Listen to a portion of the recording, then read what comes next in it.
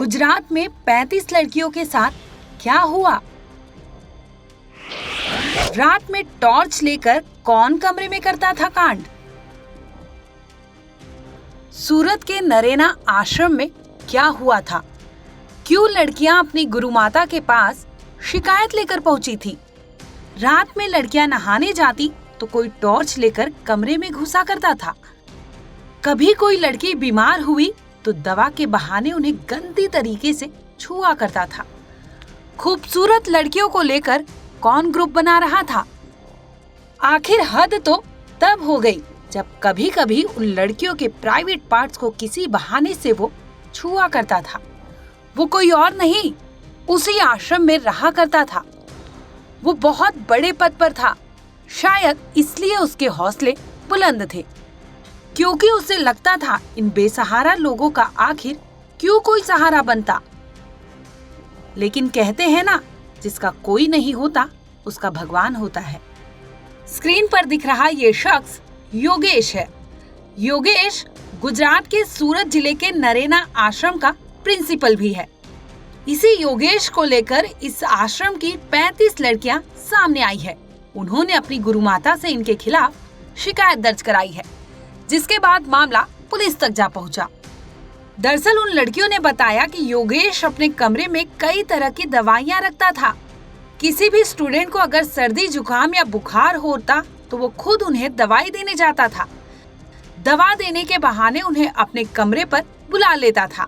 इसके बाद उस कमरे में योगेश गंदी हरकत करता था। कुछ लड़कियों की माने तो उन्होंने बताया कि आश्रम में पंखे और कूलर नहीं थे, जिसकी वजह से कुछ लड़कियां कम कपड़ों में ही आश्रम में सोया करती थी। इसी दरमियान आरोपी प्रिंसिपल खिड़की से उन्हें झांका करता था। हालांकि इसकी शिकायत की गई थी, लेकिन मामला रफा दफा हो गया। बता दें कि जैसे ही पुलिस इस मामले की तहकीकात में जुटी तो उन 35 लड़कियों का मेडिकल टेस्ट करवाया गया। इन लड़कियों में एक 13 साल की लड़की के प्राइवेट पार्ट पर चोट के भी निशान मिले हैं। फिलहाल महिला विभाग की टीम इस पूरे कांड पर कार्रवाई कर रही है।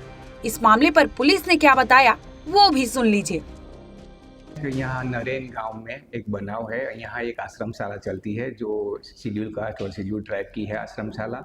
उसमें एक सूरत जिला का आदि विकास अधिकारी का यहाँ सरप्राइज विजिट था और वो विजिट दरमियान उन्होंने यहाँ की शिक्षिकाएं, यहाँ के गृह माता और यहाँ के कुछ स्टूडेंट को बुला के पूछपरछ किया था कि यहाँ कोई कैसा चल रहा है, आपको खाना पीना अच्छा मिलता है कि नहीं, आपका रहना का व्यवस्था कैसा है, आपके साथ बिहेवियर कैसा हो रहा है।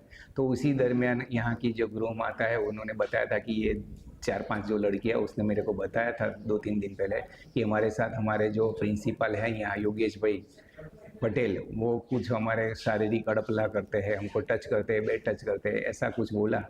तो तुरंत ही वो मैडम जब आज जो अधिकारी यहाँ आए थे सुपरवाइज़र, उनको बता दिया गुरु माता ने। और फिर ये अधिकारी जो आए थे वो मैडम ने भी एक 1 बाय 1 सभी लेडीज़, सभी विद्यार्थी को बुला के, स्टूडेंट को बुला के पूछपरछ किया तो पता चला कि हाँ ऐसा हुआ है। तो तुरंत ही हमारे यहाँ पीआई और माड़ी पुलिस स्टेशन साहब यहाँ के पूरी छानबीन करके पूरी एफआईआर कर दी है हमने। पूरी माड़वी पुलिस स्टेशन में इसका वो बीएनएस की कलम 74, 75 और एट्रोसिटी एक्ट, और ये सब लड़कियां बहुत छोटी उम्र की है, 15 साल या 16 साल की, तो पॉक्सो एक्ट भी लगाया है। तुरंत ये गुनाह की तपास हमने चालू किया है और आरोपी हमने अरेस्ट कर लिया है और उसके जो भी एविडेंस है वो हम सब इकट्ठे करेंगे। जो भी लड़कियां और है उसके साथ उसका ऐसा कुछ हुआ है कि नहीं वो भी जानती होगी। उनके मदर फादर जो उसके पेरेंट्स है जो स्टूडेंट के, उनको भी सबको बुलाया जाएगा और उनकी भी स्टेटमेंट लेके इसकी पूरी कार्यवाही होगी। आपको बता दें कि योगेश पटेल को आश्रम के स्कूल में ही रहने के लिए कमरा मिला था। इस कमरे में 2 दरवाजे थे, एक सामने की तरफ तो एक पीछे की तरफ।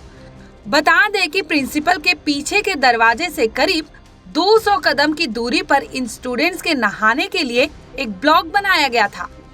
इसीलिए जब भी ये स्टूडेंट्स ब्लॉक में नहाने जाती तो प्रिंसिपल चोरी छिपे उन्हें देखा करता था। फिलहाल आपको बता दें कि आरोपी प्रिंसिपल के खिलाफ एफआईआर दर्ज कराई गई है, जिसे लेकर पुलिस अभी तहकीकात कर रही है। ब्यूरो रिपोर्ट, क्राइम दल।